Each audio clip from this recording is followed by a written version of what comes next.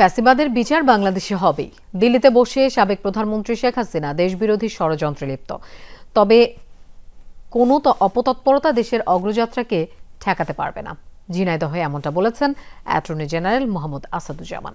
দুপুরে ঝিনাইদহের শৈলকুপায় জরিপ বিশ্বাস ডিগ্রি কলেজের প্রথম পুনর্মিলনী অনুষ্ঠানে অংশ নেন তিনি। অ্যাটর্নি জেনারেল বলেন, জুলাই বিপ্লবে যাদের রক্তের বিনিময়ে দেশ ফ্যাসিবাদ মুক্ত হয়েছে তাদের রক্তের ঋণ পরিশোধ করতে হবে। দুর্নীতিবাজদের বিরুদ্ধে সামাজিক আন্দোলন গড়ে তোলার আহ্বানও জানান মোহাম্মদ আসাদুজ্জামান। কলেজের প্রাক্তন শিক্ষার্থী মহিদুল ইসলামের সভাপতিত্বে আলোচনা পর্বে আরও উপস্থিত ছিলেন ইসলামী বিশ্ববিদ্যালয়ের উপাচার্য অধ্যাপক ডক্টর নগেব মোহাম্মদ নসরুল্লাহ।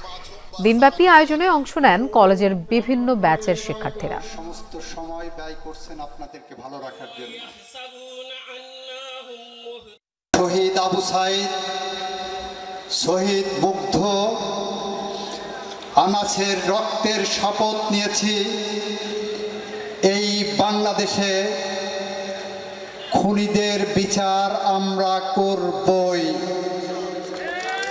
দিল্লি বসে কোনো নসিহত বাংলাদেশের মানুষকে সেই বিচার থেকে পিছনে ফেরাতে পারবে না।